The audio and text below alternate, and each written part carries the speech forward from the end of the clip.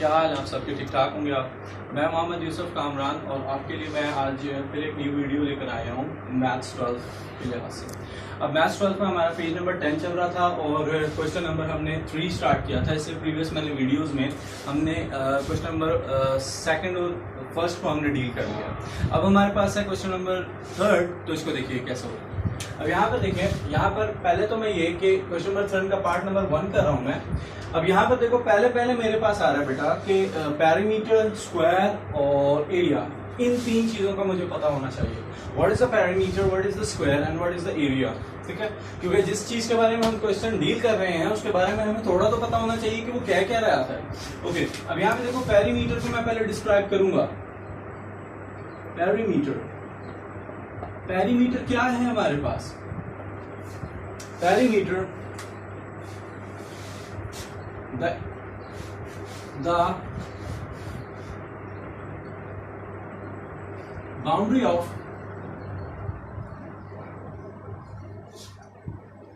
of closed shape.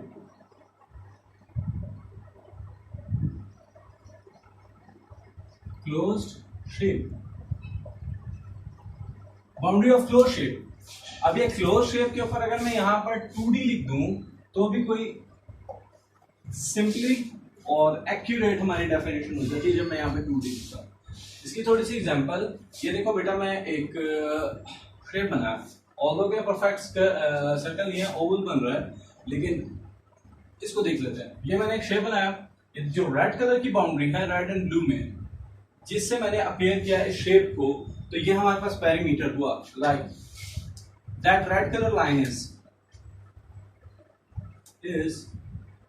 Perimeter. ठीक है, अब यहां पर हमारे पास दूसरी बात क्या है, हमने देखना है व्हाट इज स्क्वायर। स्क्वायर देखो,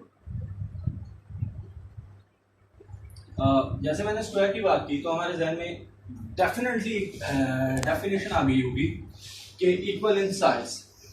अगर मैं इस बात को बोलूं कि कंसेप्ट थोड़ा सा हमारा अधूरा है, इसमें इक्वल इन साइज की तो बात आ ही रही है, लेकिन इसमें एक और बात भी है,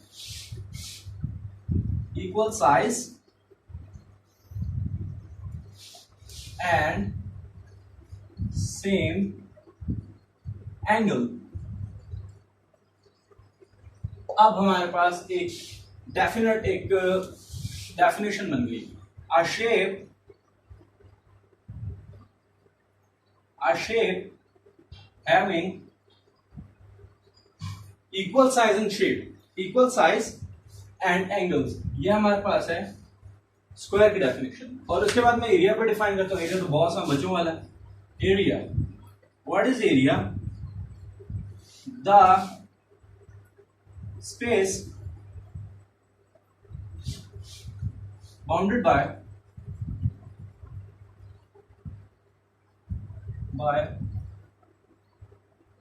perimeter or line. perimeter यह हमारे पास आएगा। एरिया मैं स्पेस कह देता हूं 2D, सरफेस 2D को। ठीक है, तो यहाँ हमारे पास पेरीमीटर बनेगा। अगर मैं इसके ऊपर ऐसी सर्कल के ऊपर ऐसे कलर करना चाहूं तो ये कलर जो मैं ब्लैक कलर से कर रहा हूं, that is the area. Clear है? ओके, ये एरिया सही है। तो ये 3 डेफिनेशंस थी जो हमने इस क्वेश्चन को समझने के लिए करनी थी और ये हमने कर दी। अब नेक्स्ट इसके साथ हम लोगों ने स्टार्ट करना है हमारा जो क्वेश्चन, जो हमारा हदफ है और जो हमारा मसला है जिसको हमने फाइंड आउट करना है, वो हमने देखना है। यहाँ पर देखो बेटा कि हमारे पास उसने क्वेश्चन दिया हुआ है। लेट मी, अब यहां पर देखो, यहां पर उसने जो हमें क्वेश्चन दिया हुआ है, क्वेश्चन उसने कहा है the perimeter of P of a square as a function of the area of its area. कि मतलब अगर मैं आपसे बात करूं तो पेरीमीटर का, स्क्वायर का पेरीमीटर क्या होता है? ये आपके पास है कोई स्क्वायर, मेक श्योर दैट कि मैं ठीक नहीं बना रहा, लेकिन मैं और कोशिश कर रहा हूं पूरी ये ठीक बन जाए। ठीक है, तो अब यहाँ पे हमारे पास क्या है? पैरीमीटर, लेट्स सपोज कि ये स्क्वायर है, एक रफली डायग्राम, और इसको मैं कह देता हूँ कि इसका जो मैं यहाँ पे लिख देता हूँ, let x be the side of square, let side of square is equal to x. Clear? मैं इसको x कह देता हूं, इसका मतलब कि मैं यहां पर भी x लिखूंगा, यहां पर भी, यहां पर भी और यहां पर भी। According to the given situation हम लोग यहाँ पे करता हूं, मैं अगर इसका पेरीमीटर कहूं कि पेरीमीटर क्या होगा बच्चे, तो perimeter which is also represented by p, perimeter जो also भी represented by p, ये क्या होगा? बिल्कुल ये हमारे पास होगा क्या जी, sum of sides x plus x plus x, क्योंकि बेटा मैं स्क्वायर की बात कर रहा हूं ना। पेरीमीटर का formula according to the shape change हो सकता है, क्योंकि ये है स्क्वायर का पेरीमीटर, ये स्क्वायर पेरीमीटर है, तो उसका हमारे पास फॉर्मूला ये है 1 plus 1 plus 1 plus 1 4x all side को प्लस करो, हमारे पास ये पेरीमीटर आता है। लाइक ये हमारे पास पेरीमीटर है। अब देखो एरिया क्या होता है हमारे पास, एरिया हमारे पास क्या होगा, कंसीडर करो कि एरिया ऑफ द स्क्वायर की ही बात कर रहा हूं मैं, क्योंकि उसने ए की, देखो perimeter of square as a function of area.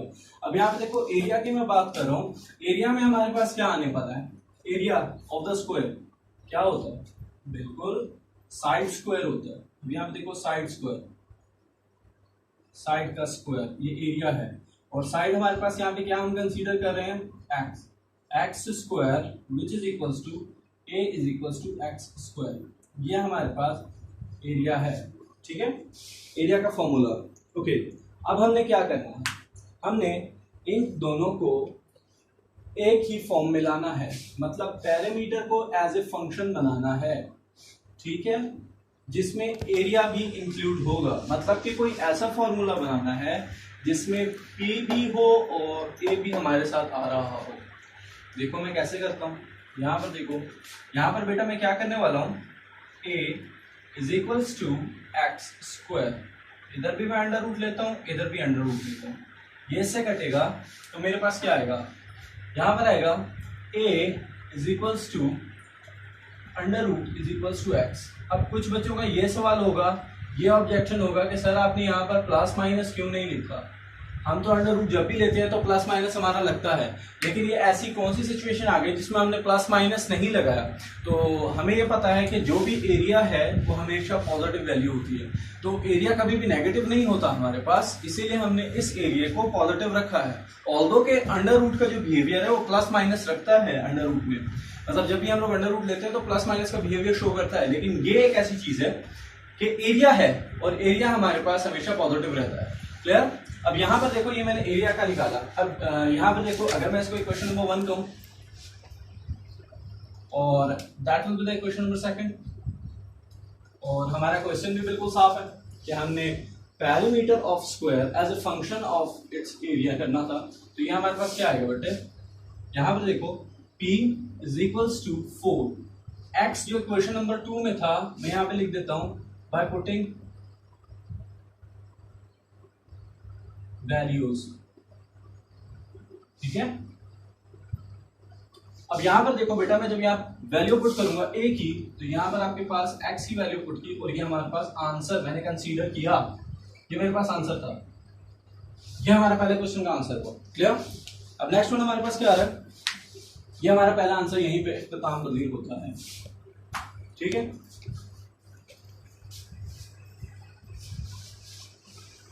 Okay, अभी हमारे पास क्वेश्चन नंबर 2 आ गया बेटा। अभी देखो कि इसको हमने कैसे करना है। देखो the area of the circle, वही बात पीछे वाली बात, एरिया ऑफ द सर्कल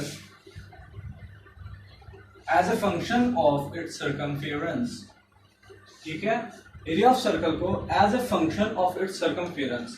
अब यहाँ पर देखो कि हम लोग पीछे कितनी भी चीज देख चुके हैं, उसमें यही हमारे पास चीज आ रही है, यही सिचुएशन हमारे पास आ रही है। अब एरिया में पहले भी डिस्कस कर चुका हूं, सर्कमफेरेंस एक चीज, ठीक है, पेरीमीटर और सर्कमफेरेंस मैंने आपको बताया था। सर्कमफेरेंस पेरीमीटर शेप के साथ साथ चेंज होते रहते हैं। अब पेरीमीटर का दूसरा नाम अगर मैं कहूं तो ये सर्कमफेरेंस होगा। सर्कमफेरेंस ऑफ द सर्कल, मतलब ये सर्कल मैंने लिया, मैंने पिछली जो एग्जांपल दी थी वो भी सर्कल से रिलेटेड दी थी, उसको भी मैंने जानबूझ के भी बनाई थी शेप, ताकि हम कंसीडर कर सकें कि सर्कमफेरेंस को मैं पेरीमीटर भी कह सकता हूँ, perimeter is also called circumference in the case of circle. ठीक है, अब यहाँ पर देखो कि ये मैंने सर्कल की एक शेप बना दी और इसको मैंने ना ये जो बाउंड्री है ब्लैक कलर की, पेरीमीटर या इसको मैं सर्कमफेरेंस ऑफ द सर्कल कह सकता हूँ, and area occur in it is called area, जिसके अंदर जितना भी एरिया जिसके अंदर मैंने अभी थोड़ा सा कलर किया है, तो ये आपके पास क्या होगा, हमारे पास इसका एरिया होगा। Clear, area, area clear. अब हो रहा क्या है, सर्कमफेरेंस, एरिया, सर्कल की मैंने बात कर दी। अब हमने क्या करना है, हमने इसको प्रूव करना है, एक फंक्शन डेवलप करना है जो area of the circle is equals to the perimeter of it। अब जरा देखो, अगर मैं लेता हूं आपके पास area of the circle,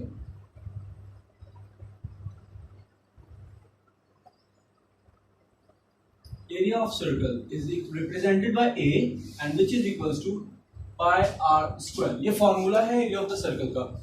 clear है, where r is the radius of the circle, you know that. और उसके बाद यहां पर हमारे पास आता है, मैं कहता हूं सर्कमफेरेंस, सर्कमफेरेंस ऑफ सर्कल क्या होगी, डिजाइन में तो आ गया होगा, C is equals to 2 pi r. Clear, दो चीजें आ गई हमारे पास, that is the first and that is the second. ठीक है, हमारे पास दो चीजें आ गई हैं। अब उसने कहा है कि area of the circle as a function of area as a function of its circumference। what is that? ये एरिया है, एरिया के पास है हमारे पास पाई आर स्क्वायर। हमने ऐसा फंक्शन डेवलप करना है जिसमें ए और सी के रिलेशन को हम लोग रिप्रेजेंट कर सके। यहां पर देखो बेटा, यहां पर क्या है, मैं इसमें से क्या करता हूं, सी ओवर 2 पाई एक्सट्रैक्ट करता हूं, मतलब निकाल लेता हूं, आर की वैल्यू होगी, यही आर की वैल्यू मैं इसमें पुट करूंगा। ठीक है, यहां पर देखो, इसको मैं कह देता हूं इक्वेशन नंबर 1 लेट आवर कंसीडरेंस के लिए, और ये हम लोग मैं यहाँ पे लिखूंगा फॉर द जो बोर्ड पॉइंट ऑफ व्यू से, बोर्ड पैटर्न से मैं यहाँ पे लिखूंगा by putting the value of r in equation number first. मैं क्वेश्चन नंबर फर्स्ट में लिखने वाला हूं बच्चे। अब यहां पे देखो, a is equals to pi, r की value, very good, c over 2 pi whole square, है ना। अब यहां पे देखो, pi is equals to pi c square over 4 pi square. Clear, that is the pi not a। सही है बच्चों। अब यहां पे देखो, ये a से a गया, मतलब पाई से पाई गया, और यहां पर हमारे पास क्या बचा, a is equals to c square over 4 pi. यह हमारे पास एक फुल प्रूव्ड आंसर आ गया। यह हमारे पास आंसर हमने कंसीडर किया। क्लियर, और यही हमारे पास इसका आंसर होगा।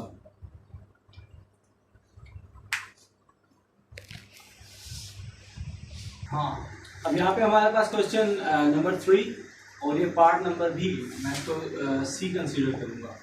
हमारे पास यहाँ पे पार्ट है, वो ये कह रहा है कि volume of the cube as a function of the area of its base. Volume of cube, volume क्या है, क्यूब क्या है, एरिया हम जानते। हमारे पास वॉल्यूम ऑफ द क्यूब के बारे में अगर मैं डिस्कस करूं तो वॉल्यूम ऑफ द क्यूब हमारे पास क्या होने वाला है, वॉल्यूम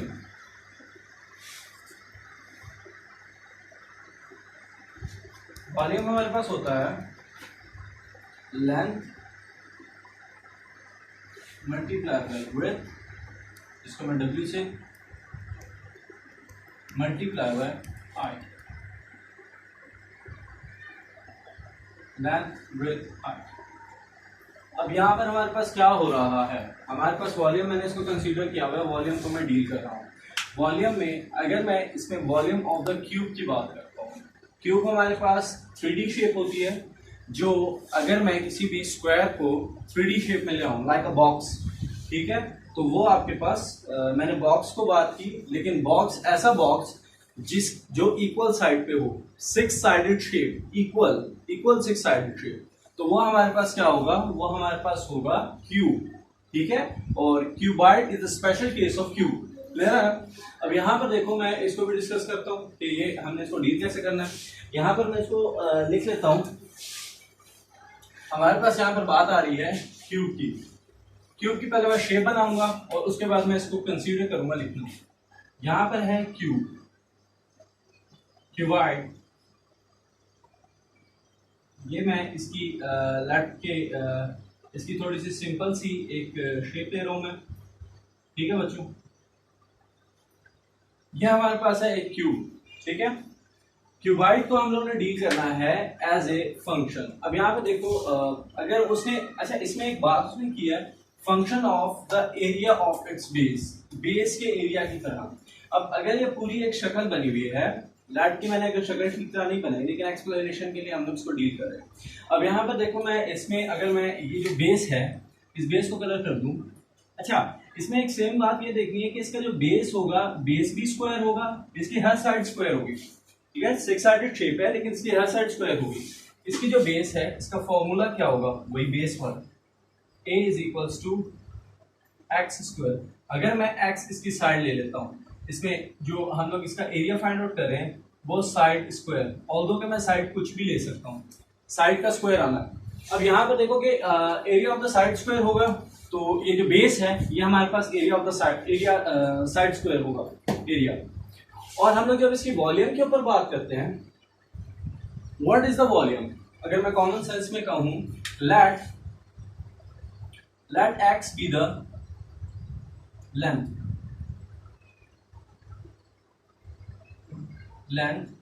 तो x बी द लेंथ, मतलब x इज इक्वल्स टू, हमारे पास लेंथ जो है वो आपके पास क्या है, length of volume is equals to x। Volume का क्या फॉर्मूला है,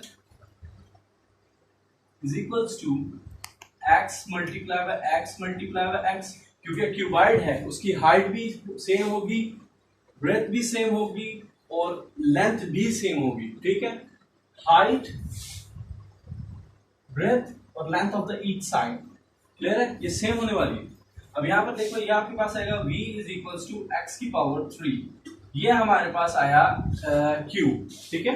अब इसी तरीके से मैं इसमें और बात करता हूं कि एरिया, क्योंकि डिस्कशन तो इसमें देखो एरिया ऑफ द बेस, इसमें ये जो बेस है वो ये है, ये वाली साइड, ये बेस है, ये जिसके ऊपर मैंने ब्लैक कलर का कलर किया हुआ, ये बेस है हमारे पास। और इसका मैं फॉर्मूला यहाँ पे बता चुका हूँ कि अगर मेरे पास x जो है वो साइड है, तो एरिया ऑफ द बेस क्या होगा, x का स्क्वायर, क्योंकि स्क्वायर बेस इसकी एक्चुअली स्क्वायर एरिया होगी, तो बेस का हमारे पास जो फॉर्मूला होगा वो वही स्क्वायर का फॉर्मूला होगा, साइड स्क्वायर।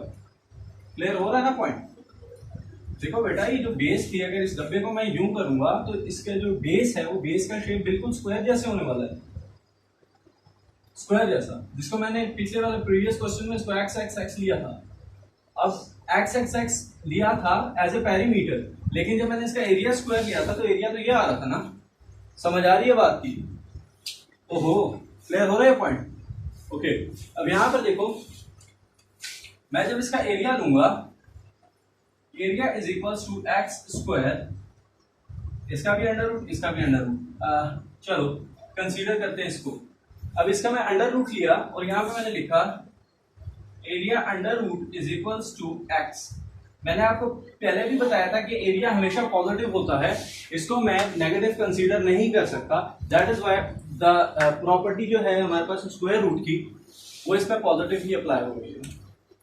अब यहाँ पर देखो मैं क्या करने वाला हूं, मैं यहाँ पे देख रहा हूं कि मेरे पास ये शेप आ गई, ये एरिया आ गया। अब यहाँ पे देखो मुझे यहाँ पे मैंने इसको इक्वेशन नंबर 1 का, ठीक है, और यहाँ पे मैं वही काम करूंगा according to the board pattern. Board pattern से मैं क्या करूंगा, यहाँ पे मैं लूंगा बाय पुटिंग द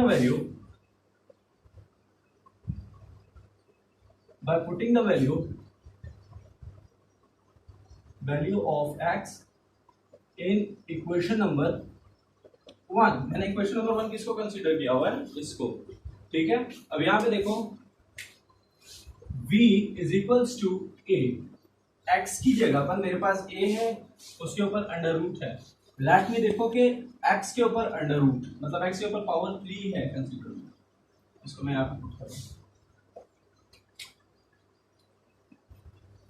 तो मतलब अब यहाँ पे देखो v is equals to a है, a की पावर 1/2 होती है, मतलब अंडर रूट हमेशा इक्वल्स टू होता है 1/2 पे, ये तो हमें पता है ना। अब इसकी पावर मैंने अप्लाई की और यहाँ पे 3 लिखा। ये देखो बेटा, जरा मैं इसको थोड़ा सा और मजेदार करके लिख देता हूँ 1/2 और यहाँ पे लिखा 3/1, क्योंकि मैंने अपनी प्रीवियस वीडियोस में आपको इसको भी डिस्कस किया था कि अगर ब्रैकेट हो तो दो वैल्यूज मल्टीप्लाई होगी। यहाँ पे देखो a इंटू 1/2 और ये 1/2 और ये 3 इससे मल्टीप्लाई करेगा, तो ये हमारे पास शेप क्या बन जाएगी, लाइक अगर मैं इसको ऐसे लिखूँ 1/2 मल्टीप्लाई बाय 3/1। मल्टीप्लाई में हम एलसीएम नहीं लेते, मल्टीप्लाई में हमारे पास डायरेक्ट मल्टीप्लीकेशन होती है, ऊपर वाला वैल्यू ऊपर वाले के साथ, नीचे वाला वैल्यू नीचे वाले का वैल्यू के साथ। अगर ऊपर वाले नीचे वाले कॉन्सेप्ट को नहीं समझ आ रहा तो न्यूमिनेटर के साथ, डिनोमिनेटर के साथ। अब यहाँ पर हमारे पास आएगा, ये आपके पास आएगा a की पावर 3/2 और ये हमारे पास होगा आंसर, यही हमारे पास आंसर होगा।